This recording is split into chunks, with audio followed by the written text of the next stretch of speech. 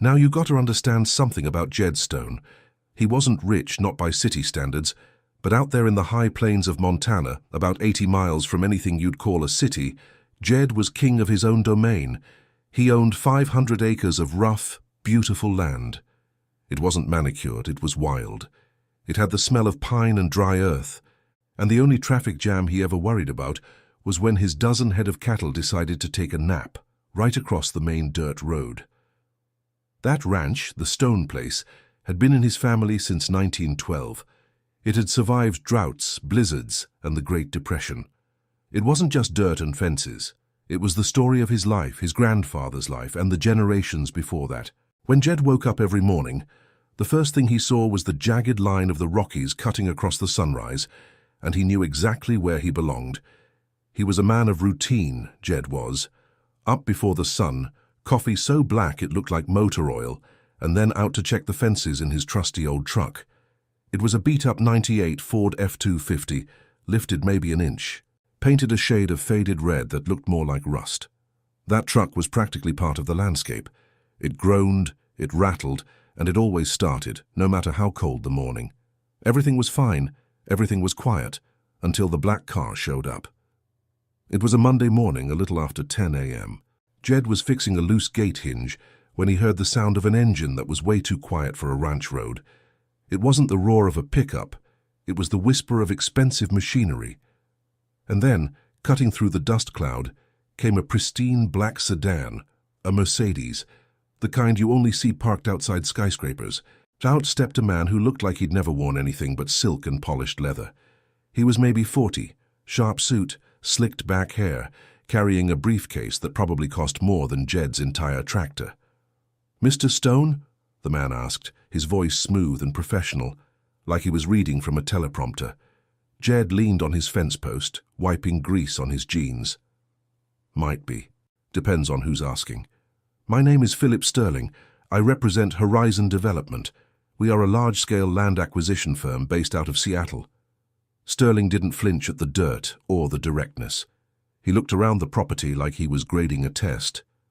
"Beautiful piece of land you have here, Mr. Stone. Truly unique." Jed just grunted. He'd had people like this before, people who wanted to turn his pasture into a golf course or a subdivision named Whispering Pines that had neither pines nor whispers. Sterling got right to the point, which Jed appreciated, even if he hated the message. "Mr. Stone, we are planning a major infrastructure project in this region. Your property is strategically vital to our plans. We are prepared to make you an offer that we believe you will find very appealing." Sterling opened the briefcase. He didn't pull out a contract. He pulled out a cashier's check. It was folded neatly, but Jed could see the numbers clearly stamped on the top line. "We are offering you $2 million cash for the full deed of the Stone Ranch. That's 500 acres, all mineral, water, and air rights, clean title transfer by the end of the month. $2 million. Now I want you to put yourself in Jed's boots for a minute. $2 million is life-changing money. It's the kind of money that lets you retire instantly, fix every leak, buy a new truck, and never worry about the price of hay again. For a working rancher who scrapes by every year, that is a mountain of cash." Jed looked at the check. He looked at the pristine black car. Then he looked back at the old cedar barn, the one his grandfather built, the one with the leaning roof that still needed patching. He took off his dusty old Stetson, scratched his head and put the hat back on. "Mr. Sterling," Jed said, his voice slow and gravelly, like stones rolling downhill. "That's a generous offer. A real generous offer." Sterling smiled, a thin, rehearsed smile. He started to put the check back in the briefcase. "Excellent. I knew a man of your experience would see the wisdom in this. We have the legal team standing by." "Hold on there," Jed interrupted, holding up a hand. "I said it was generous.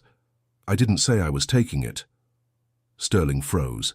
The smile melted away, replaced by an expression that was halfway between confusion and cold anger. "I'm sorry, Mr. Stone? Did you just refuse $2 million? "I did," Jed confirmed, nodding.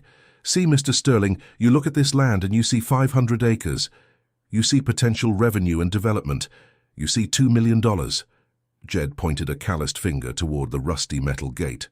"I look at that gate, and I see the scratches my daddy made on it when he was learning to drive the tractor. I look at that creek, and I see where my wife, God rest her soul, and I taught our kids to fish. That old barn, that's where I was born." He met Sterling's eyes, and there was no doubt in them. "You can't put a price tag on home, son. This land ain't for sale. Not for 2 million, not for 20 million. Now, if you don't mind, I got work to do."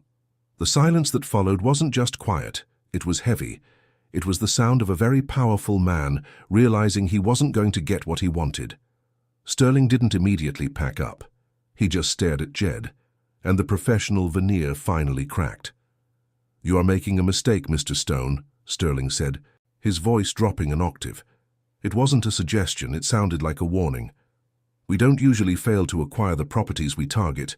We are offering you a clean exit. Things tend to get complicated when people refuse to cooperate." "Is that a threat, Mr. Sterling?"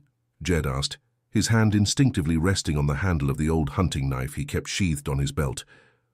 "No, no, sir," Sterling said, regaining his composure with a visible effort. He snapped the briefcase shut. "It's just reality. This land is going to be developed. You can profit from it, or you can watch it happen around you. Think about it. I'll be in touch." And just like that, the black Mercedes spun around on the gravel, kicking up a plume of dust that quickly settled back onto Jed's land, a temporary scar. Jed stood there for a long time after the sound of the engine vanished. He wasn't scared, but he was unsettled. These weren't the usual small-time developers. This was big money, and big money tends to have very sharp teeth.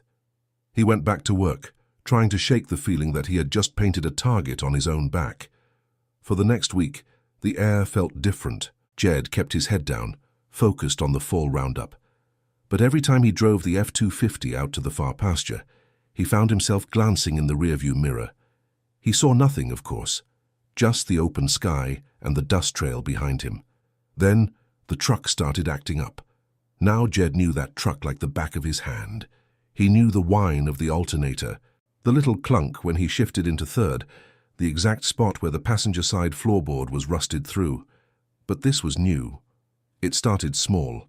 He was driving toward town to pick up supplies, and the old aftermarket GPS unit, the kind that suction cups to the windshield and usually shouts directions at him, started flashing "signal lost." "Well, hell," Jed muttered, tapping the screen. It was Montana. Signal loss wasn't unheard of. But then it happened again the next day and the day after that. And it wasn't just losing the signal, the damn thing was lying to him. He was driving due north on Highway 287, heading toward the hardware store in Three Forks. He glanced at the GPS, and the little blue arrow was pointing him straight into a field, claiming he was traveling 45 miles an hour south toward Wyoming. He pulled over, frustrated. He disconnected the GPS, rebooted it, and plugged it back in. Same thing. The map was totally wrong. It was placing his truck 10 miles away from its actual location, and the direction of travel was completely inverted. Must be a satellite glitch, he decided.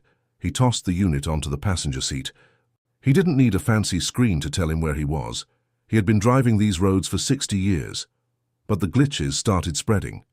His old AM/FM radio, which usually pulled in the local weather station clear as a bell, started spitting out static, cutting in and out, sometimes making a high-pitched electronic squeal that sounded like a dentist's drill. It only happened when he was moving, and it was getting worse every day. Jed was a practical man. He figured it was bad wiring. Maybe the antenna was loose. He spent a Saturday afternoon checking every fuse and wire bundle he could find under the dashboard. Nothing. Everything looked fine, if a little dusty. But the feeling that he was being watched, or at least interfered with, grew stronger. It felt personal. One Tuesday morning, Jed was doing his pre-drive inspection. He always kicked the tires and checked the oil. He knelt down beside the front driver's side wheel to check the tire pressure, running his hand along the frame rail, just behind the fender well. And that's when he felt it. It was a small, smooth, hard object stuck tight to the frame. It shouldn't have been there. The metal of the frame rail was always dirty, greasy and rough. This object was clean, slightly warm to the touch, and held fast by a ridiculously strong magnet. Jed squinted in the morning light and slowly worked his fingers around the edges of the device. It was about the size of a deck of playing cards, sealed in black plastic and entirely featureless, except for a tiny, almost invisible green light blinking once every 30 seconds. He managed to pry it off. The magnet was so powerful it took real force. Holding the cold, heavy box in his hand, Jedstone knew instantly what he was looking at. It wasn't a loose part from the transmission. It wasn't a spare battery. It was a professional tracking device. Someone, or some organization, had planted a GPS tracker on his truck right after he refused that $2 million offer. The feeling of being watched evaporated, replaced by a cold, hard certainty. They hadn't just walked away when he said no. They had started watching him, recording his every move every time he left the ranch and every time he returned. Jed didn't go inside right away. He walked over to the workbench in the barn, laid the tracker down and looked at it.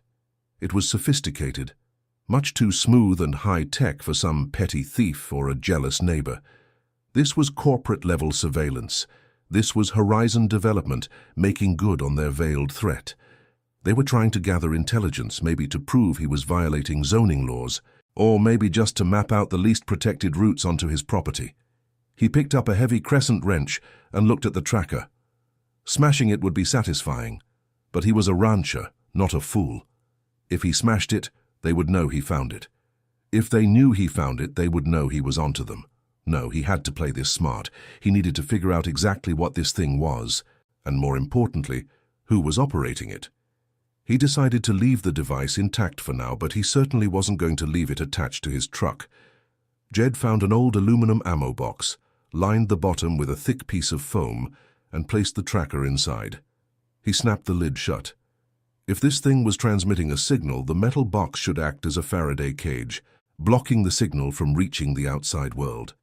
He drove to the feed store that day, and for the first time in a week, the radio static was gone. The old GPS screen in the passenger seat stayed dark, but the high-pitched squealing noise that had been driving him crazy was silent. The relief was immediate, but the anger was burning hot. They had violated his space. They had trespassed onto his property and put a device on his vehicle. Jed knew the game had changed. This wasn't just a business negotiation anymore. This was a fight for his home, and now he knew they were cheating. He spent the next few days taking the ammo box with the tracker inside everywhere he went, always keeping it close. He even slept with it in his bedside table. He needed to find someone who understood high-tech electronics, someone who could open this thing up without destroying the evidence. He thought about driving to Missoula, but that was a 3-hour drive, and he didn't trust those big city repair shops. He needed someone local, discreet, and trustworthy. That led him to Clara Jenkins, who ran the only computer and electronics repair shop in the nearest town, a dusty little place called Willow Creek. Clara was a young woman, maybe 28, who had moved back home after getting a degree in electrical engineering from the University of Texas. She fixed everything from broken iPads to the wiring on old combines. She was smart, quiet, and kept to herself. Jed pulled the F-250 into the parking lot of Clara's Circuits on a Thursday afternoon. The shop was small, smelling faintly of solder and hot plastic. Clara was hunched over a microscope, working on a tiny circuit board. She looked up when the bell above the door jingled. "Afternoon, Jed. Got another busted battery for the tractor?" she asked, smiling warmly. "Something a little more complicated this time, Clara," Jed said, setting the heavy aluminum box on the counter. He looked around the empty shop before opening it. He lifted the lid, revealing the silent black plastic device nestled in the foam. Clara's professional smile faded instantly. She picked up the device, her fingers tracing the smooth, sealed plastic. She turned it over once, twice, and then her eyes narrowed. "That's not a consumer-grade GPS, Jed," she said, her voice quiet. "This is heavy duty. Military specs, maybe. Look at this ceiling. You can't pry this open without specialized tools." She carried it over to a workbench and put it under a bright lamp. She pulled out a magnifying glass and leaned in close, inspecting the tiny, almost invisible blinking light. The magnet is rare earth, super strong, and the power source. It looks like it's running off a high-capacity lithium cell, maybe good for months. Whoever put this on your truck didn't want to have to come back and replace it. "Can you figure out who's operating it? Who's getting the signal?" Jed pressed. Clara shook her head. not by looking at it, but I can try to listen to it. I have a frequency analyzer. If it's transmitting data, we might be able to figure out the frequency and the data packet structure. That might tell us where it's reporting to. She connected a small, thin antenna to a laptop-sized device and placed the tracking box next to it right outside the ammo container. The frequency analyzer immediately lit up, showing a strong, consistent transmission signal operating on a band Jed had never heard of. It was fast, efficient, and clearly encrypted. Clara adjusted the settings, running a decryption sweep, trying to find any identifying markers in the data. "It's complicated, Jed," she murmured, her brow furrowed in concentration. "It's using a very tight burst transmission. It sends a huge chunk of data in a fraction of a second, then goes dormant again. That makes it incredibly hard to trace the receiver." She worked silently for 10 minutes, running protocol after protocol. Jed watched the screen, seeing lines of code flash by, meaningless to him, but clearly crucial to Clara. Finally, she leaned back, letting out a long sigh. "I got something, Jed. I found the transmission frequency, and I found the data packet signature. This tracker is sending out packets containing GPS coordinates, velocity, and elevation data. Very standard for tracking." "And where is it sending it?" Jed asked, leaning forward, expecting her to say Seattle or Horizon Development Headquarters. Clara looked up at him, her face pale. She pointed to a line of text on the screen that was labeled Uplink Target. "That's the problem, Jed. This frequency isn't commercial. It's not even typical military or government frequency. But the signature... I know this protocol. This device isn't reporting to a ground station, Jed. It's reporting to a satellite." She paused, swallowing hard. "And based on the encryption keys and the burst rate, this isn't just any satellite. This is the kind of system used by highly specialized, high-altitude surveillance platforms. This is state-of-the-art. This isn't something a development company buys off the internet. This is a military-grade tracking system." Jed Stone stood silently, the smell of solder suddenly sharp in his nose. He had been expecting corporate harassment. He had been expecting Philip Sterling to send private investigators. He had not been expecting to be tracked from space. "You're telling me," Jed said slowly, making sure he heard her right, "that because I wouldn't sell my ranch for $2 million, some satellite is watching my old Ford F-250. Clara nodded grimly. "It's worse than that, Jed. It's not just a satellite. It's a dedicated, persistent surveillance link. And if they have access to this level of technology, the people you refused aren't just developers. They are connected to something much, much bigger than you can imagine." Now, folks, when Jed Stone heard that word satellite, it hit him harder than any $2 million refusal. A man on the ground. A man in a black suit, that's just business. But tracking his old rusty pickup from space? That was something out of a spy movie, and Jed Stone wasn't a spy. He was just a rancher trying to keep his family's land. Clara Jenkins, bless her heart, was usually cool as a cucumber, but even her hands were shaking slightly when she put that tracker back into the metal box. The smell of hot plastic and fear hung heavy in the air of that little repair shop in Willow Creek. "Jed, you need to understand the implications here," Clara said, leaning against her workbench. "This isn't just some cheap eBay tracker. This is linked to a highly secure network. If these people are using this level of tech, they aren't looking to build a few condos. They are looking for something worth more than $2 million, maybe more than this whole state." Jed rubbed his jaw, the stubble rough under his fingers. He felt a deep, cold certainty settling in his gut. They didn't care about the land, Clara. They cared about this spot on the map. They just needed the deed to get whatever it is they want. "Exactly," she agreed. "They're not interested in your cattle or your fences. They're interested in what's under the dirt, or maybe what's on it that you don't even know about." The thought was chilling. The Stone Ranch had always been just land, good grazing, clear creek water, and beautiful views. But what if it was hiding something? Uranium, rare earth metals, or maybe something even stranger. "So, what do I do now?" Jed asked. "I can't just go to the sheriff and say, 'Hey, a military satellite is watching my truck because I didn't sell my ranch.'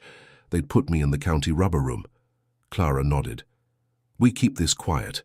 We have an advantage now, Jed. They think the tracker is still working. They think they know exactly where you are, every second of the day. But they don't.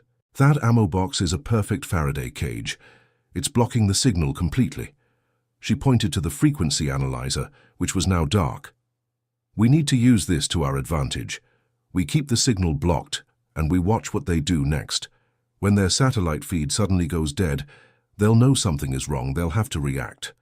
They made a plan right there in the small shop, whispering over the faint hum of Clara's servers. Jed would keep the tracker in the truck, still safely boxed up, and drive his usual routes. But now, every trip was a calculated move. He was bait. Jed drove home that evening, the heavy aluminum box sitting right next to him on the bench seat. The radio was clear, the old GPS remained silent, and the absence of that high-pitched electronic whine was almost deafening. But the quiet didn't feel peaceful, it felt like the silence before a storm. When he got back to the ranch, he didn't head straight for the house. He went into the old stone cellar, the only part of the original 1912 homestead that hadn't been rebuilt. It was cool and smelled of dry earth and old paper. This was where his grandfather, Old Man Stone, had kept the family history, deeds, ledgers, and maps. Jed lit a kerosene lantern and started digging through a heavy oak chest. He wasn't looking for a treasure map, he was looking for an explanation. Why his land? Why the military-grade surveillance? He pulled out brittle yellowed papers. He saw the original land grant, signed by some long-forgotten government official. He found old tax receipts and faded photographs. Then he found a small handwritten journal bound in cracked leather belonging to his great-grandfather, Elias Stone. Elias was the one who first settled the land. Jed sat down on an overturned bucket, the lantern casting long, dancing shadows on the stone walls, and started reading. Elias wrote mostly about the weather, the price of cattle, and the loneliness of the high plains. But then, about halfway through the journal, the entries changed. October 18th, 1937. Dug the new well deeper today. Hit bedrock quicker than expected. Found something strange, not coal, not gold. A rock that felt warm. And it hummed faintly when the air was still. Jed frowned and turned the page. Elias had been a practical man, not given to flights of fancy. October 22nd, 1937. Covered the deep shaft. Decided not to tell the government man when he came through checking for mineral rights. That rock is better left buried. It makes the hair stand up on my arms when I'm near it. It's not ours to sell or to share. It feels old. Older than the mountains. November 1st, 1937. Rerouted the main creek flow to cover the wellhead. Planted cottonwoods over the spot. It must be forgotten. If anyone ever finds it, they will bring trouble that the stones won't survive. Jed closed the journal slowly. A strange, humming rock, a deep shaft his great-grandfather deliberately hid and covered up, right in the middle of the Great Depression, when any valuable mineral discovery would have saved the family. He knew exactly what he had to do next. He had to find the spot. The next morning, Jed drove the F-250 out to the far southeast corner of his property, a section of rough pasture he rarely used. He left the ammo box containing the tracker on his kitchen table, just to see what would happen if the signal dropped for a few hours. He drove slowly, referencing a faint hand-drawn map he'd found tucked into Elias's journal. The spot was marked with a crude X near a bend in the creek, now heavily overgrown with brush and thickets of wild rose. He parked the truck and started hacking away at the vegetation with a machete. It took him nearly an hour, sweat pouring down his back before he found it. A slight depression in the earth, mostly covered by decades of pine needles and decaying leaves. And right in the center of the depression, he found the cottonwoods his great-grandfather had planted 80 years ago. They were massive now, their roots weaving together like thick ropes. He knelt down and pushed away the debris. Underneath, he felt something hard and flat. It was a massive slab of poured concrete, clearly placed there manually, not naturally occurring. The edges were cracked and stained green with moss, but the slab was solid, maybe 6 feet across, anchoring whatever was underneath. Jed stood up, brushing the dirt off his jeans. He stared at the concrete cap. He didn't need a Geiger counter to know he was standing on the reason Philip Sterling had shown up with a $2 million check. But that still didn't explain the satellite. Corporate developers don't use military surveillance to find old mineral rights. Jed decided he needed to know exactly who was pulling Horizon Development's strings. He couldn't trust his home computer. He had to go back to Clara. He drove back to Willow Creek, the boxed-up tracker now back on the bench seat. Clara was waiting for him, looking anxious. "The signal dropped out for 4 hours, Jed," she said immediately, pulling him into the back room. "I got nothing on the frequency analyzer, obviously, but I started monitoring regional aviation traffic. About 30 minutes after your signal went dark, a high-altitude surveillance plane registered to a company called Ether Global Resources took off from a private airfield in Idaho and flew a slow grid pattern right over the Stone Ranch." "Ether Global Resources?" Jed repeated. "They are massive, Jed. They're a conglomerate that specializes in deep Earth exploration, defense contracting, and high-tech satellite communications. They are the definition of the military-industrial complex. Horizon Development is just a tiny shell company they use for land acquisition." The pieces clicked into place. The satellite wasn't watching him because he was a nuisance. The satellite was already there doing its job, and Jed's ranch happened to be the target. "They didn't want my land for development," Jed realized, his voice low. "They wanted to drill, and they knew exactly where to look before they even arrived." "They had intelligence, Jed. Very good intelligence," Clara confirmed. "They must have been tracking this spot for months, maybe years, waiting for the right moment to acquire the deed. Your great-grandfather's secret wasn't forgotten. It was just waiting to be claimed." Jed leaned over Clara's computer. "Can you find me anything on Ether Global's current projects? Anything that mentions Montana, or maybe a geological anomaly?" Clara worked quickly, navigating through layers of corporate filings and government contracts, using specialized search tools that Jed wouldn't have even known existed. Ether Global was a fortress of information, but Clara was persistent. After 20 minutes of intense searching, she found a highly redacted internal memo, accidentally left on a publicly accessible but obscure server, detailing a deep exploration project in the Northern Rockies. The memo mentioned a significant geological signature detected via long-range, high-resolution satellite imaging, the same type of satellite that was tracking Jed's truck. Clara pointed to a paragraph that was only partially blurred out. "Look at this, Jed. The signature is described as an extremely dense, non-ferrous anomaly, generating low-level harmonic resonance." "What the hell does that mean, Clara?" "It means whatever is under that concrete slab isn't standard rock, and it's making noise, a noise that can be detected from space. That humming rock your great-grandfather wrote about, it's still humming, Jed, and now Ether Global is listening." But the real shocker came next. Scrolling further down the memo, Clara found a line that had somehow completely escaped redaction. It was a brief risk assessment note.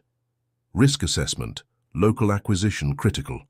Must maintain operational security due to historical indigenous claims and the proximity of the anomaly to the designated high-altitude radar installation, Hari, Zone 4.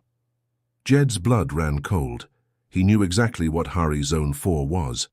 About 30 miles west of his ranch, hidden deep in the mountains, was a massive isolated government installation. Everyone in the area knew it was there, but nobody talked about it. They called it the listening post. It was a classified military site filled with enormous radar dishes and communication towers, all sealed off by miles of high-security fencing. "Clara," Jed whispered, pointing at the screen. "The listening post. They are saying this thing under my land is close to a major military base." Clara looked terrified. "Jed, if Ether Global, a defense contractor, is using military-grade surveillance, and they are linking their project to a classified Hari zone, this isn't about selling land anymore. This is a national security issue. Whatever is under your ranch is either incredibly valuable, incredibly dangerous, or both. And the government is probably already involved, even if they aren't admitting it." They realized the terrible truth. Philip Sterling hadn't just been an aggressive developer. He was the friendly face of a massive, shadowy operation that was using corporate pretense to seize land adjacent to sensitive military infrastructure, all because of something buried decades ago by an anxious rancher. Jed felt a surge of pure, focused resolve.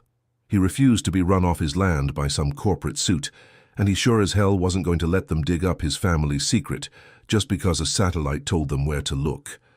"All right, Clara," Jed said, his voice hard. "We know they are watching the land.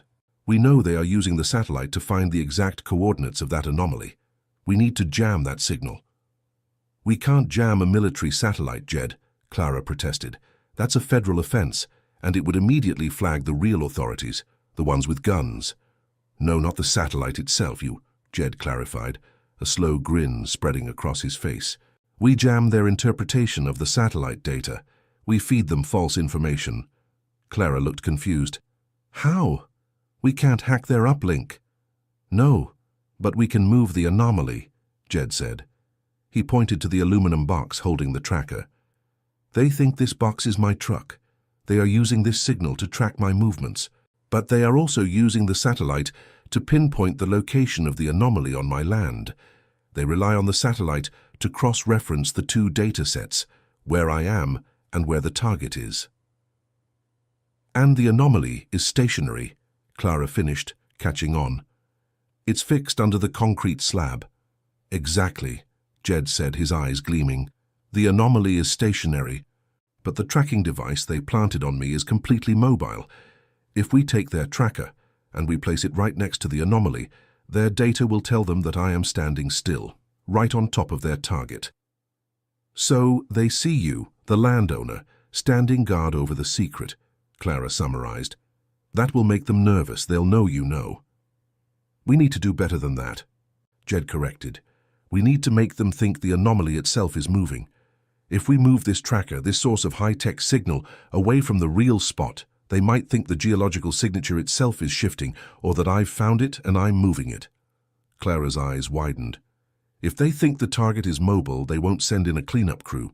They'll send in a full recovery team. That's a massive escalation, Jed." "Good," Jed growled. "Let them escalate.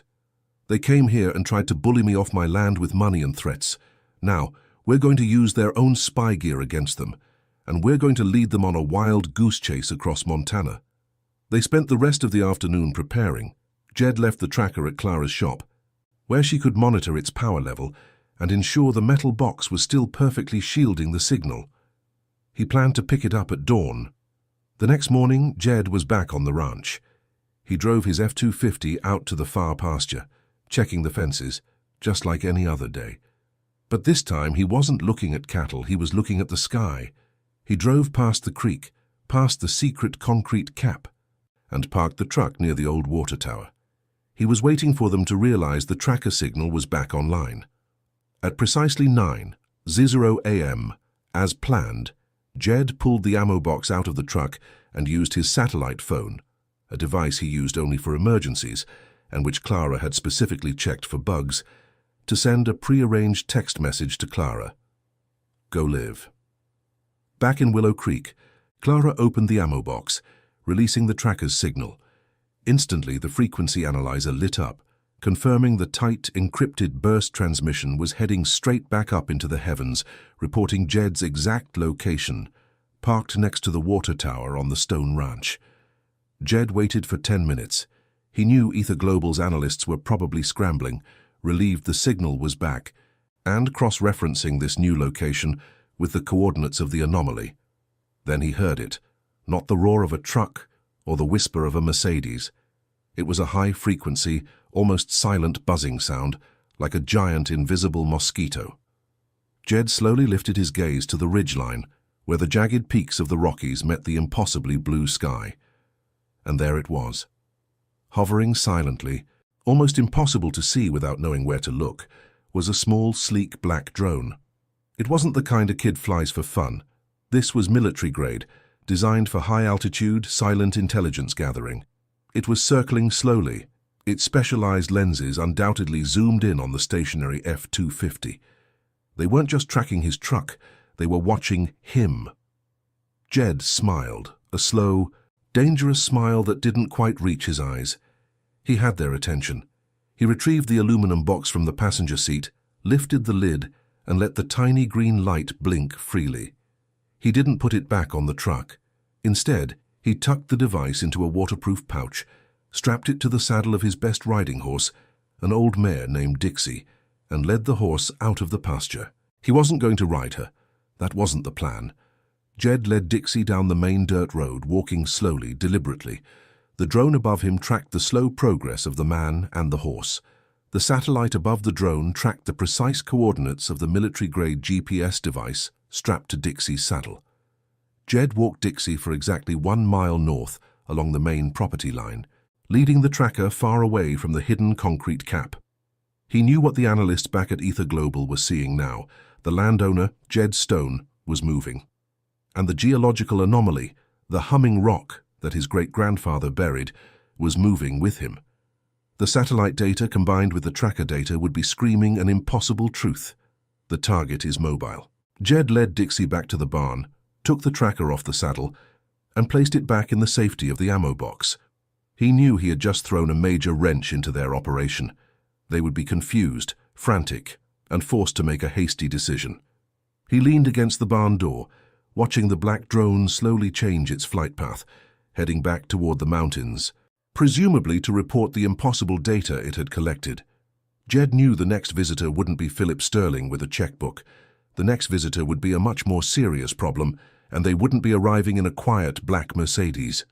They would be arriving with the tools to deal with a moving geological anomaly, and Jed Stone had to be ready for them. He had bought himself time, but the clock was ticking down to a confrontation he couldn't avoid. That evening, the silence on the Stone Ranch wasn't peaceful. It was heavy, like the air right before a thunderstorm breaks. Jed sat on his porch, cleaning his old Winchester rifle, not because he expected trouble that night, but because cleaning metal is what a man does when his nerves are taut. He knew what he had done. He hadn't just moved a GPS tracker. He had fed a lie into a multi-million-dollar surveillance system. He had convinced a major defense contractor that their highly sensitive geological anomaly, the reason they wanted his land so badly, was walking around strapped to a horse named Dixie. He called Clara around 8 o'clock. He didn't use the landline. He used a cheap burner phone he'd bought specifically for this operation, tossing the previous one in the river. "Clara, what's the mood up there?" Clara's voice was tight, thin with tension. "Jed, they're scrambling. I'm monitoring the chatter, not official channels, but the deep web forums where analysts complain. They're calling it the phantom anomaly internally. Their geological team is arguing with the satellite analysts. The geos insist the signature should be fixed. The satellite data shows it walking around your pasture." "Good," Jed grunted. "Keeps them off balance.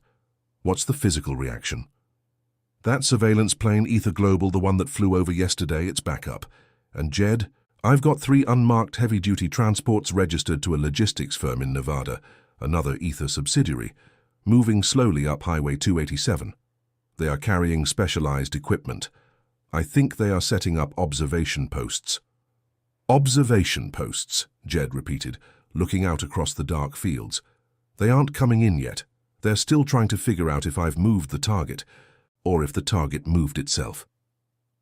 "They are definitely focused on the truck's signal now," Clara confirmed. "They think wherever the tracker goes, the anomaly goes. You bought us maybe 24 hours of confusion, Jed. But when they realize the signal is static again, they'll converge on that spot and dig." Jed thought about the concrete slab hidden under the cottonwoods. He couldn't let them dig. He had to keep the phantom anomaly moving. "I'm coming to get the box at first light, Clara. We're going to show them what a mobile target really looks like." Jed barely slept. He woke up before the stars faded, drinking that thick black coffee. He loaded his shotgun and his rifle, not because he planned to shoot anyone, but because he needed to feel ready.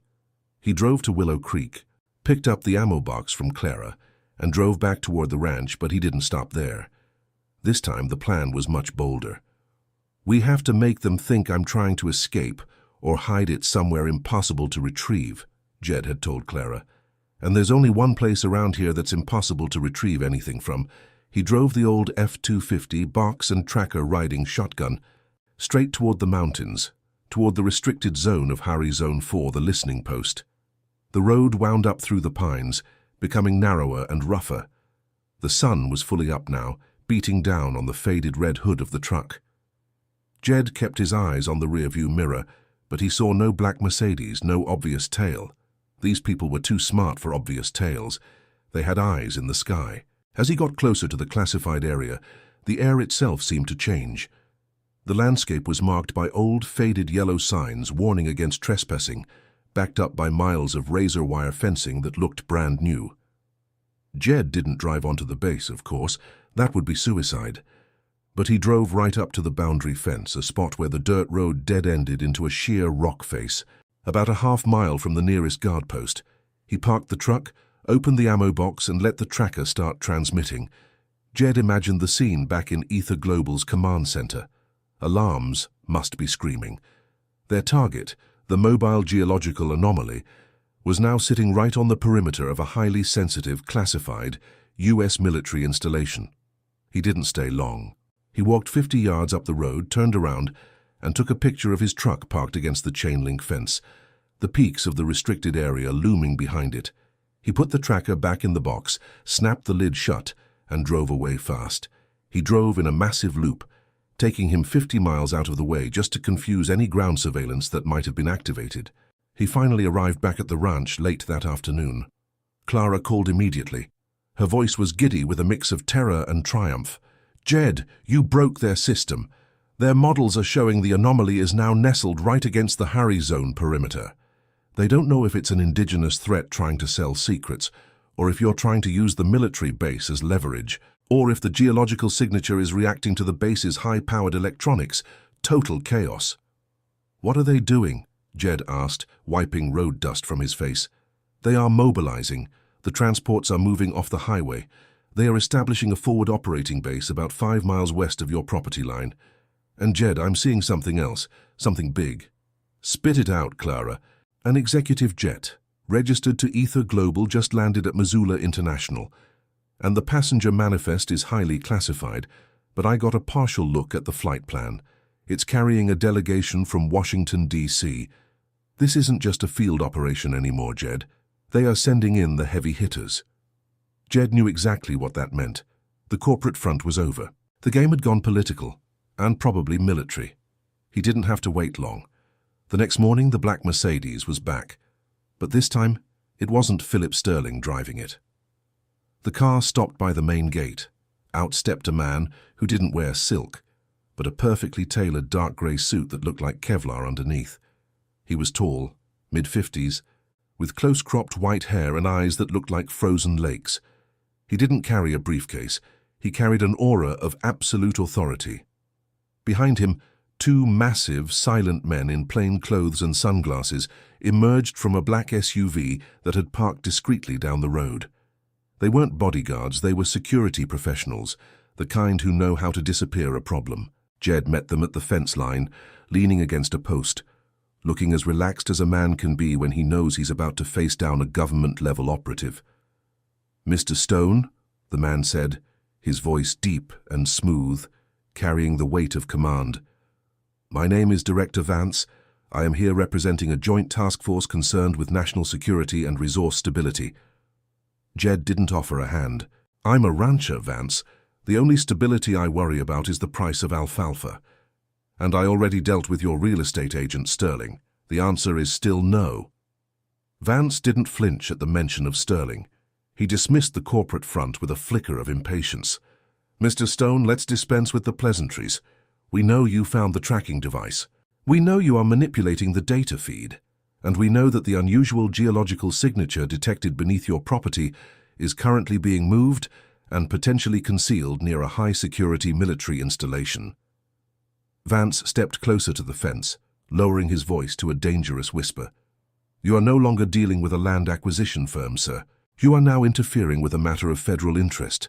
That is a crime. And the proximity of the target to Hari Zone 4 elevates this from trespass to espionage." Jed let that sink in. Espionage.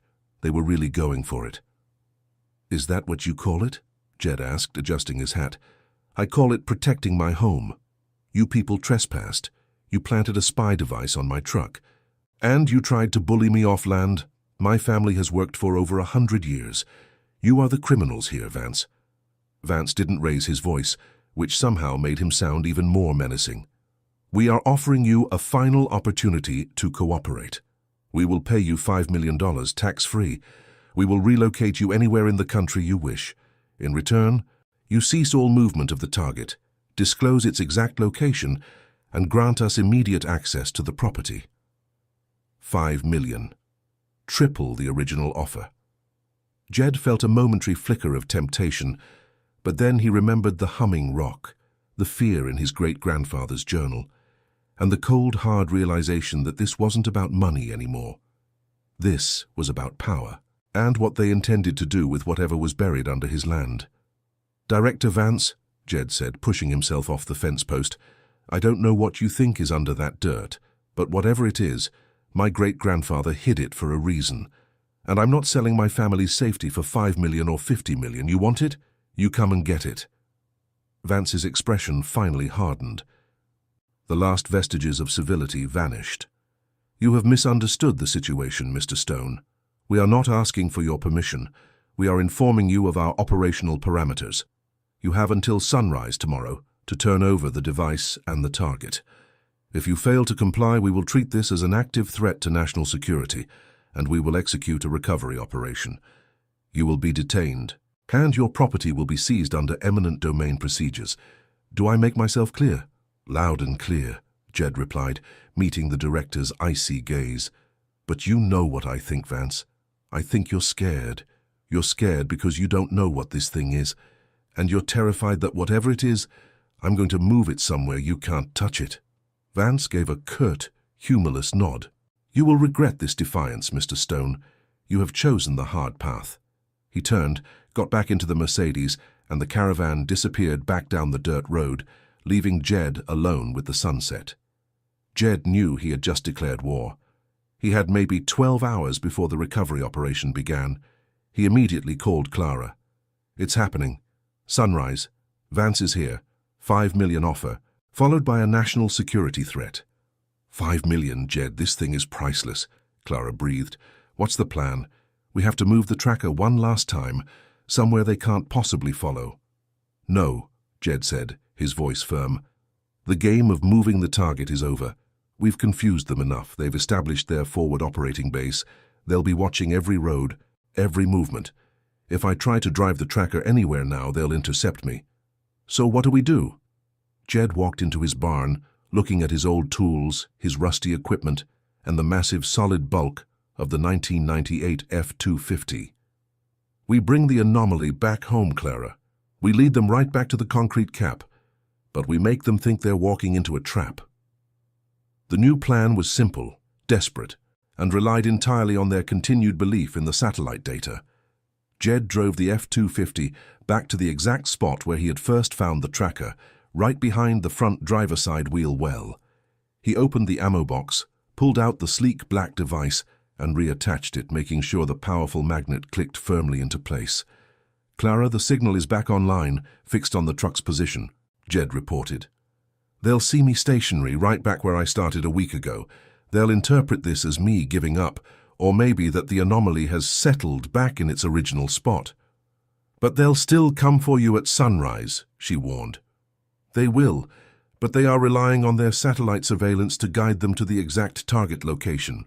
They are going to assume that the tracker, which has led them on a chase all week, is now sitting right on top of the anomaly." Jed drove the F-250, tracker attached and transmitting, not to the cottonwoods, but to the middle of his largest open pasture, the one closest to the house. He parked it right in the center, facing east toward the sunrise. Then he got to work. He spent the dark hours of the night setting up his own perimeter. He didn't have razor wire or armed guards, but he had a rancher's ingenuity. He used every piece of metal scrap, every old fence post, and every roll of barbed wire he owned. He used his tractor to scrape shallow ditches and berms in the soft ground leading up to the truck. He rigged up some old chemical drums and connected them with thin, nearly invisible tripwires, just enough to cause a loud, alarming racket if someone tried to rush the truck in the dark. He even took old pieces of pipe and camouflage netting, arranging them behind the truck to look vaguely like a defensive position, or perhaps a temporary drilling rig. He was creating the illusion of a fortified position, guarding the valuable stationary target. His goal wasn't to stop a recovery team, it was to delay them, confuse them, and make them hesitate long enough for him to execute the final, Critical step. Around 3 a.m., Jed climbed the hill behind his house. He looked out over his land. He could see faint, intermittent lights blinking 5 miles away, the forward operating base Vance had established. He could hear the distant, low thrum of heavy engines being warmed up. They were coming. He drove the four-wheeler back to the stone cellar, the only part of the ranch that was truly secure. He went back to the chest and pulled out the old leather journal and the brittle map. He knew that Ether Global was coming for the Humming Rock, but he also knew that the satellite, which was excellent at tracking the high-tech GPS device, was terrible at tracking a 60-year-old rancher who knew every shadow and rock on his property. Jed put on his heavy leather coat, grabbed his rifle, and tucked the journal into his pocket. He left the four-wheeler in the cellar. He walked quietly, using the cover of the creek bed and the shadows cast by the large cottonwoods. He reached the hidden concrete cap. He knelt down and placed the journal on the cold, damp concrete. He had led them to a false target, his truck, which was sitting in the middle of a booby-trapped pasture, broadcasting its location to the satellite. They would converge on the truck, assuming the anomaly was underneath it. But the real anomaly was still here, silent under the ancient concrete slab, exactly where Elias Stone had left it. Jed moved 50 yards further into the trees, finding a small, high vantage point overlooking both the concrete cap and the eastern pasture where his truck was parked. He settled in, the cold Montana air biting at his cheeks, his rifle resting across his knees. He looked east. The sky was just starting to turn a bruised purple. Sunrise was minutes away. The silence was broken by the sound of approaching engines. Not one, but many. Heavy diesel engines, moving fast but professionally, cutting their lights as they left the main road. Jed counted 4 heavy-duty SUVs and 2 flatbed trucks, carrying specialized equipment, maybe drills or lifting gear. They were moving in a coordinated tactical approach, surrounding the eastern pasture. He watched the dark shapes materialize in the faint light. They were moving quickly, silently, surrounding the F-250 that was transmitting its false coordinates to the waiting satellite. Jed knew they were using night vision. They would see the crude defensive position he had set up around the truck. They would see the tripwires and the drum barriers. They would assume the rancher was sitting inside the truck, armed and waiting. He watched as the recovery team deployed. They were wearing dark tactical gear, moving with military precision. They were trained professionals, looking less like developers and more like Delta Force. A voice, low and amplified, cut through the dawn. It was Director Vance speaking over a bullhorn. "Mr. Stone, this is your final warning. Exit the vehicle with your hands raised. Failure to comply will be considered an act of aggression against a federal operation." Silence. Jed watched from the shadows. The recovery team was now within 50 yards of the truck. Vance waited 10 seconds. "Breach team, move in. Secure the target and the subject." The team advanced rapidly, splitting into 2 groups. One group moved toward the truck, ready to breach the cab. The other group, presumably the engineers, moved toward the ground directly under the truck, ready to deploy the lifting equipment. Jed raised his rifle, not aiming at the men but at the empty space above them. Just as the lead man reached the driver's side door, Jed fired a single shot into the air. The sound echoed deafeningly across the quiet plains. The men instantly froze, dropping to a knee, searching for the source of the shot. Vance's voice roared over the bullhorn, now laced with fury. "Stone, do not fire again. We have you surrounded." Jed didn't reply. He fired a second shot, this one aimed lower, hitting the ground 20 feet away from the truck. He was signaling that he was alive, armed, and not in the truck. The breach team immediately changed tactics. They wouldn't rush a potentially armed and mobile subject. They went into defensive formation, looking for his muzzle flash. Jed had bought his time. He was exactly where he needed to be, in the shadows near the real prize, while the entire Ether Global recovery team was focused on his old, empty Ford F-250. He watched them mill about the false target, confused, angry, and still relying on the satellite data that was telling them unequivocally that they were standing exactly on top of the geological anomaly. Jed looked down at Elias's journal lying on the concrete cap. He knew the confrontation was about to shift, from the truck to the man. Vance would realize the truck was a decoy. But Jed had one more trick up his sleeve, a final escalation that would bring the full weight of the actual military down on the operation. He pulled out his satellite phone, The one Clara had checked and confirmed was clean. He didn't call the sheriff. He dialed the emergency operations number for Harry Zone 4, the listening post, a number that every rancher in the region knew but never dared to use. He waited for the crackle of a secure line. When a tense, professional voice answered, Jed didn't waste a second. "This is Jed Stone, owner of the Stone Ranch adjacent to your perimeter. I have an unauthorized armed recovery team from a defense contractor called Ether Global operating on my property. They are attempting to excavate a geological anomaly that is causing extreme harmonic interference with your sensitive radar equipment. I am requesting immediate military intervention." He hung up the phone before the officer could even finish his initial response. Jed dropped the satellite phone into the dirt, knowing that the transmission would be instantly traced back to his location near the real anomaly. He was no longer just defying a corporation. He was forcing a confrontation between a shadowy defense contractor and the U.S. military itself. He raised his rifle and looked back at the eastern pasture, where the recovery team was still surrounding the empty truck. The sun was just breaking over the horizon, painting the sky in fiery orange and red. The game was over. The shooting was about to start, and Jed Stone was ready to defend his home, even if it meant bringing the entire military-industrial complex down on his head. The single gunshot, Jed's warning that he was alive and ready, cut through the quiet dawn air like tearing cloth. The tactical team surrounding the F-250 immediately dropped, their movements precise and practiced, their rifles sweeping the dark perimeter. They weren't reacting to a threat, they were reacting to an unknown variable. They were looking for muzzle flash, looking for the man who was supposed to be trapped inside the truck. Silence settled again, thick and heavy. Director Vance, standing 50 yards back near his armored SUV, didn't need to consult his analysts to know something was wrong. The tracker was screaming that the target, the anomaly, was stationary right under the truck, but the subject, Jed Stone, was alive, outside the vehicle, and actively engaging them. Vance barked into his comms unit, his voice tight. "Breach the vehicle, confirm subject status." Two men detached from the perimeter and rushed the truck, moving low and fast. They yanked the door open, the distinct metallic clunk echoing across the pasture, and swept the interior with their weapons.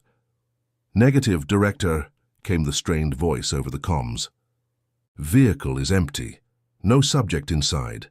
Vance let out a sound that wasn't quite a shout, but a vicious snarl of frustration.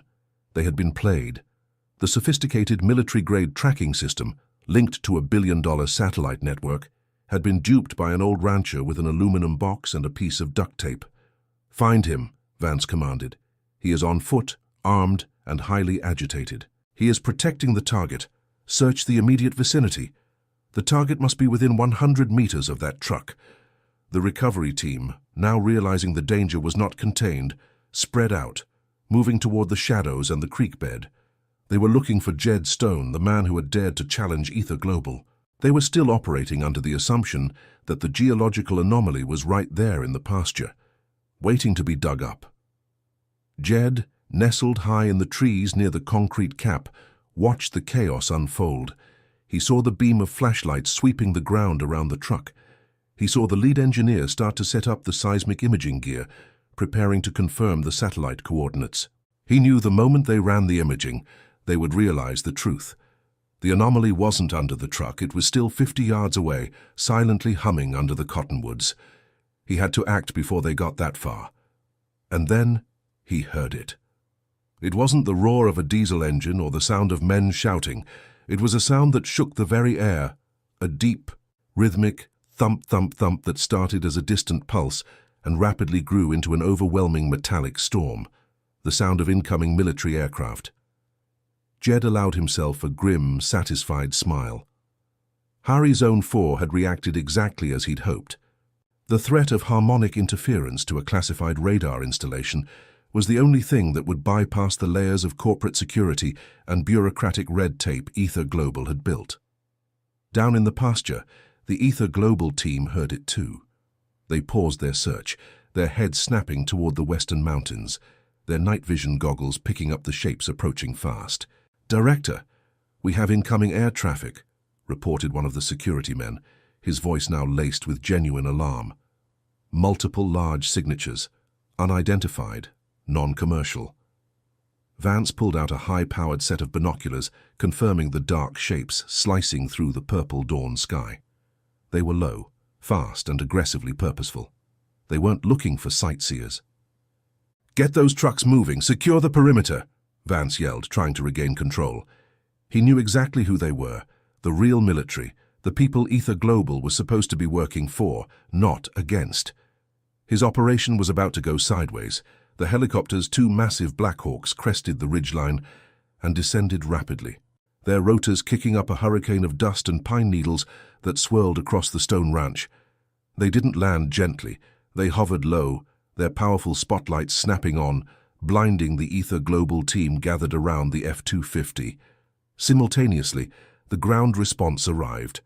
A heavily armored Humvee painted flat military green smashed through the section of flimsy fence Ether Global had set up near the road, followed by a squad of uniformed soldiers, rifles held ready. The scene instantly transformed from a clandestine corporate raid to a full-scale jurisdictional standoff. A man in military fatigues, wearing the distinct patch of the Army Signal Corps and carrying an M4, jumped out of the lead Humvee. He was stern, mid-30s, and radiated cold professional authority. "This is Major Douglas, U.S. Army," the major shouted over the deafening roar of the rotors. "You are operating in violation of restricted airspace and interfering with classified federal infrastructure. Drop your weapons and identify yourselves immediately." Director Vance, his face livid, stepped out of the spotlight and moved toward the major, trying to project authority. "Major, stand down. My name is Vance. I am a director with Ether Global Resources. We are operating under contract to the Department of Defense, executing a resource recovery operation. This situation is under control." Major Douglas didn't even flinch. He pointed to the two men aiming their rifles directly at Vance's chest. "Your contract is void when you pose an active threat to Hari Zone 4. We received reports of armed hostile activity and immediate geological interference. You are trespassing on private land and endangering a civilian." The major's eyes swept the chaotic pasture, settling on the old, beat-up red F-250 surrounded by paramilitary forces. The situation looked damningly clear, a heavily armed private security firm attempting an illegal excavation. "Where is the landowner, Jed Stone?" Major Douglas demanded. Vance pointed toward the truck. "He was in the area, armed, firing at my team. He is the subject of the interference. We believe he has secured the target." Just then, the lead engineer near the F-250 shouted, his voice cracking with panic. "Director, we have a problem. The seismic reading is negative. There is no anomaly here. The tracker is reporting a false positive." The words hung in the air, barely audible over the helicopters, but Vance heard them. He spun around, his icy composure finally shattering. Jed had not only moved the tracker, he had used it to draw the entire operation to an empty patch of dirt. "You fool!" Vance roared, realizing the full extent of the deception. He knew Jed was nearby. If the tracker was a decoy, Jed was close to the real location, and he had just called in the cavalry. Vance looked wildly toward the dark tree line where the drone had last tracked Jed's initial movement. He saw the faint depression in the ground, the massive cottonwoods, the real location.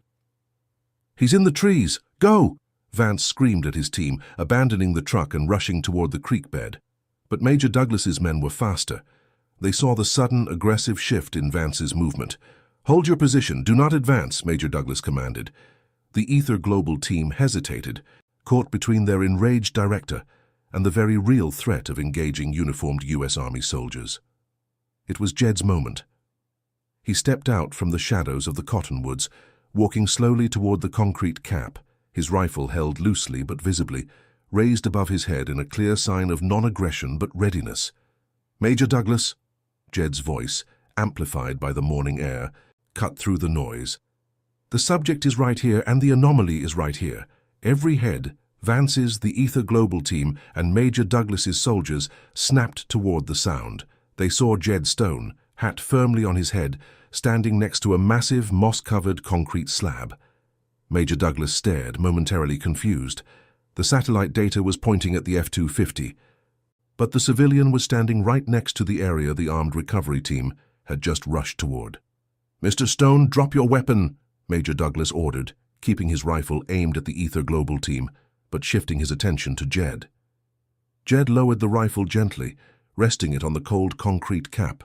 He walked a few steps away from the weapon, his hands visible. "Major, I'm the one who called you. I'm the reason you're here. That man Vance and his team, they were trying to illegally excavate this property using military-grade surveillance to find this spot. They tried to buy it for $2 million, then $5 million, and when I refused, they threatened me with national security." Jed pointed to the massive slab.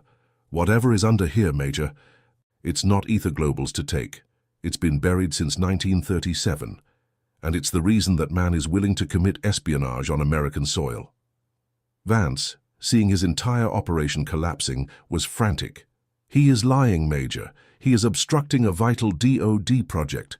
He is a security risk." Major Douglas was in a tight spot.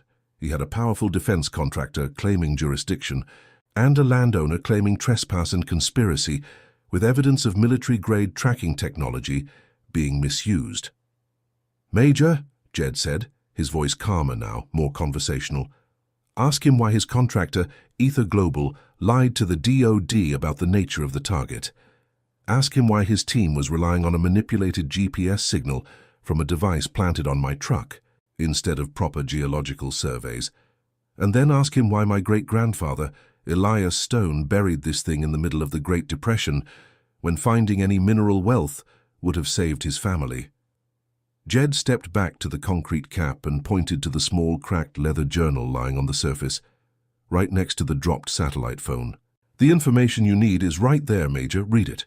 Major Douglas looked from the desperate rage in Vance's eyes to the calm, resolute defiance in Jed's. He made a snap decision. "Alpha Team, secure the perimeter. Charlie Team, detain all Ether Global personnel. Do not allow them near the subject or the anomaly." The soldiers moved quickly, securing Vance and his team. Vance fought briefly, screaming about contracts and Washington connections, but the soldiers were professional and overwhelming. Major Douglas approached Jed, his steps crunching on the dry earth. He picked up the satellite phone and the leather journal. He flipped open the journal to the entries Jed had read the night before. He quickly scanned the brittle, handwritten words. "A rock that felt, Obom," and it hummed faintly when the air was still. "Decided not to tell the government man. It's not ours to sell or to share. It feels old, older than the mountains." Major Douglas looked at the date, 1937. He looked at the massive, sealed concrete cap, clearly hidden for decades. Then he looked at Jed. "What exactly do you believe this is, Mr. Stone?" the Major asked, his voice low and serious. "I believe it's whatever Ether Global is desperate enough to lie, cheat, and commit espionage to get their hands on," Jed replied. "And if it's making your radar installation hum, Major, I think you should be the ones to figure out what it is, not some private defense contractor." Major Douglas nodded slowly. The implications were enormous. A highly sensitive, decades-old geological anomaly hidden on private land adjacent to a classified military base, now the subject of a corporate military confrontation. "We need to secure this area immediately," Major Douglas announced into his radio. "Establish a 500-meter exclusion zone around the anomaly. Call in geological and ordnance specialists. This is now a federally controlled incident." Within the hour, the Stone Ranch was transformed. The two Black Hawks landed, disgorging more personnel and equipment. The Ether Global team, including Director Vance, was handcuffed and placed under military guard. They were no longer resource analysts. They were now subjects of a federal investigation into espionage and obstruction of justice. Jed watched the scene unfold from his porch, sipping a fresh cup of coffee. Clara Jenkins arrived, having driven out immediately after monitoring the Harry Zone 4 emergency comms. She looked awestruck.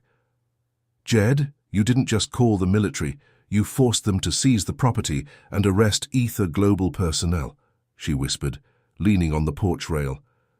"They tried to steal my home, Clara," Jed said simply. "I just used their own spy gear to make them fight each other." Major Douglas approached the porch holding the journal. He looked exhausted but grimly satisfied. "Mr. Stone, we have confirmed the anomaly. Our preliminary scans show a high-density, non-metallic object, exactly where your great-grandfather described it. And yes, it is emitting a low-frequency harmonic resonance that is causing significant interference with our long-range radar systems. He paused, lowering his voice. We are classifying this area immediately. We will not be excavating without full oversight from the Department of Energy and the national labs. But I want you to understand, Mr. Stone, this is no longer your property, technically speaking. It is under federal control. Jed nodded. He had expected this. He hadn't fought to keep the secret. He had fought to keep the land out of Vance's hands. What about me, Major? Jed asked. You are a material witness and, frankly, a national hero. Major Douglas said, a faint smile touching his lips. You exposed a massive breach of operational security by Ether Global. They are going to be facing some very serious questions about how they obtained this intelligence and why they were using military surveillance satellites for a private, illegal acquisition. He handed the journal back to Jed. For now, you are free to move about your ranch, provided you stay outside the exclusion zone. We will be providing armed security for you, Mr. Stone, not to keep you in, but to keep others out. Ether Global has many friends in high places, and they will be looking for answers. Jed looked out at the exclusion zone, a rapidly expanding circle of razor wire and armed soldiers surrounding the cottonwoods. He was still on his land, but the heart of his ranch was now a heavily guarded secret.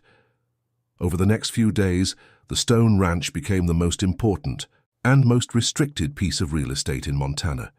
Vans with darkened windows arrived, carrying scientists, engineers, and high-level government officials. They weren't wearing military fatigues, but expensive suits, and they all looked incredibly tense. Jed watched them from his porch, observing the unfolding drama he had set in motion. He saw the massive, specialized drilling equipment being flown in piece by piece. They weren't using the noisy, aggressive tools Vance had planned. They were using silent, delicate instruments, treating the concrete cap like a priceless artifact. Clara, working remotely from her shop in Willow Creek, kept feeding Jed information gleaned from her deep web monitoring. The fallout is staggering, Jed, she reported via a secure encrypted line. Ether Global's stock has plummeted. Director Vance is being held without bail. The investigation is focused entirely on how they got the original intelligence about the anomaly. They used the satellite, Clara, the one that was tracking my truck, Jed reminded her. Yes, but how did they know where to point the satellite in the first place? That geological signature should have been invisible to commercial surveillance. Someone, somewhere, gave Ether Global access to deep military data. That was the lingering question, the final mystery. One chilly afternoon, about a week after the standoff, Major Douglas brought a man to the porch. This man was different. He wore a simple, unadorned suit, carried no visible weapons, and introduced himself only as Agent Davies from a highly specialized, unnamed branch of the Department of Energy. Agent Davies didn't waste time on pleasantries. He got straight to the point, his voice quiet but intense. Mr. Stone, we have managed to penetrate the concrete cap. We have visual confirmation of the object. It is unlike anything we have documented in terrestrial geology. Jed leaned forward. What is it, Agent? Davies stared out at the exclusion zone where scientists were working under blinding lights. It is a crystalline structure, Mr. Stone. Massive. It is non-ferrous, incredibly dense, and it appears to be generating a stable energy field. The harmonic resonance your great-grandfather noted is a result of that energy field interacting with local electromagnetic forces, specifically the high-powered radar waves from Hari Zone 4. So it's valuable? Jed asked. Davies shook his head slowly. It is beyond value, Mr. Stone. We believe this structure is not naturally occurring. We believe it is artificial. And based on initial carbon dating of the surrounding strata, it has been buried there for an estimated 30,000 years. 30,000 years. Jed felt a chill run down his spine that had nothing to do with the Montana weather. His great-grandfather hadn't buried a mineral deposit. He had buried something ancient, something alien, right in the middle of the Stone Ranch. And Ether Global knew about it, Jed asked. They had access to highly classified satellite imagery that detected the energy signature years ago, Davies confirmed. But the original detection wasn't Ether Global's. It was the military's. Specifically, It was the raw telemetry data from a highly specialized deep space surveillance platform. A platform we use to track orbital debris, not Montana ranches. Davies looked Jed straight in the eye. The satellite that was tracking your truck, Mr. Stone, wasn't just military grade. It was a proprietary US government asset. Ether Global had a mole inside the system. They were using a classified national security asset to track a civilian vehicle and pinpoint an ancient non-terrestrial object they intended to steal. The final piece of the puzzle clicked into place. The tracking device, the sophisticated encryption, the satellite uplink, it all made sense. Jed hadn't just tangled with a greedy corporation. He had exposed a massive, high-level intelligence leak that threatened national security. "So what happens now?" Jed asked. Davies sighed, rubbing the back of his neck. "The immediate threat is contained. The anomaly is secure. The investigation into the leak will be handled at the highest level. As for you, Mr. Stone, you are caught in the middle of something far larger than land or money." He paused.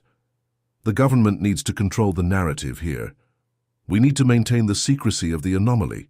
We are prepared to offer you the $5 million, tax-free, as compensation for the seizure of the land encompassing the exclusion zone. But there is a condition." "I figured there would be," Jed said dryly. "You must sign a non-disclosure agreement. You can never speak about the crystalline structure, the interference, or the involvement of Harry Zone 4. And you must maintain the cover story, that Ether Global was attempting to illegally drill for rare earth metals, and that you called the military to stop them." Jed looked out at his ranch, half of it now a heavily guarded secret base. He had $5 million waiting, enough money to guarantee his children and grandchildren never worried about a thing. But he also had a choice: become part of the lie, or try to fight a secret that was 30,000 years old. He looked back at Agent Davies. "I refuse the money." Davies's calm facade broke. "Mr. Stone, what are you saying? $5 million? Why?" "Because if I take the money, I sign the papers, and I walk away, then I'm just as bad as Vance. I'm admitting that this land is just a commodity. This land is my home, and now it's holding a secret that's older than time." Jed stood up, towering over the agent. "I'll agree to the silence. I'll agree to the cover story. I exposed the leak, and I'll keep the secret. But I'm not selling the rest of the ranch, and I'm not taking your money. I'm staying right here, Agent Davies. I'll be your neighbor, and I'll watch every single thing you do." Jed Stone, the rancher who refused to sell, had just traded a peaceful retirement for a lifetime of surveillance. He was stuck on a ranch that was half pasture and half classified government secret. But he was still the king of his own domain, and now he was standing guard over the greatest secret in Montana. Agent Davies stared at him for a long moment, realizing he was dealing with a force of nature even more stubborn than the ancient crystal structure under the earth. "Very well, Mr. Stone," Davies finally conceded. "We will secure the exclusion zone. You keep the rest of your ranch. But understand this: you will be watched. Always." "I'm used to it," Jed replied, glancing toward the sky where, even now, an invisible satellite continued its silent orbit, keeping track of every movement on the Stone Ranch. The confrontation was over, but the story of the Stone Ranch and the ancient secret it held was just beginning. Jed Stone had won the battle for his property line, but he had opened the door to a secret that would define the rest of his life. Now, folks, when Jed Stone told Agent Davies he wasn't taking the $5 million, that he was staying right there on his ranch, you could have heard a pin drop in the Montana wind. Davies, the man who dealt with secrets that could change the map of the world, was utterly stumped by a rancher who just wanted to keep his dirt. But Jed was serious.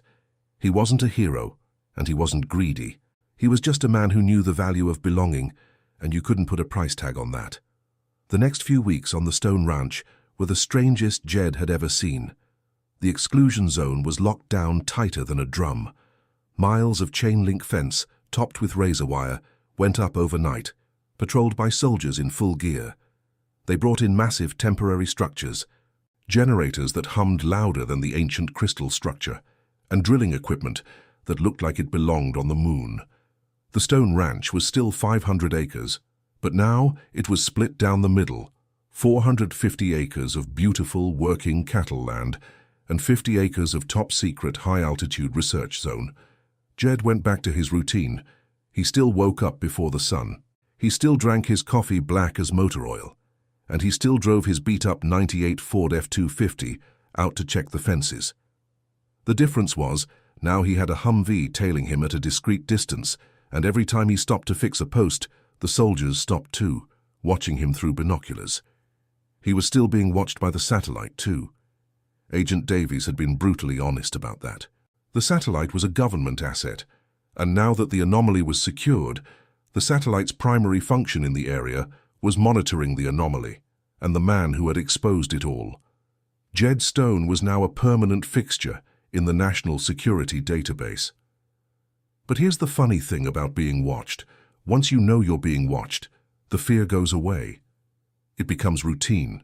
Jed would wave to the soldiers in the Humvee. Sometimes they'd wave back. He'd leave a thermos of coffee on the fence post near the perimeter for the night guards. They never took it while he was there, but it was always gone by morning. It was an uneasy truce, the rancher and the government. He still drove the F-250 everywhere, but now he did it with a quiet satisfaction.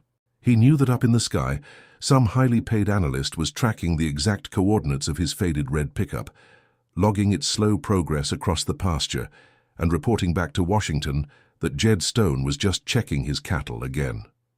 He often thought about the little black box, the tracker. Clara still had it locked away in her shop. She had successfully extracted the data log, which had become the main evidence against Vance and Ether Global. The logs proved they had been using the tracker to try and locate the anomaly, and that Jed had deliberately manipulated the data to lead them to the Harry Zone 4 perimeter. The news broke quietly, buried deep on the back pages of the national papers.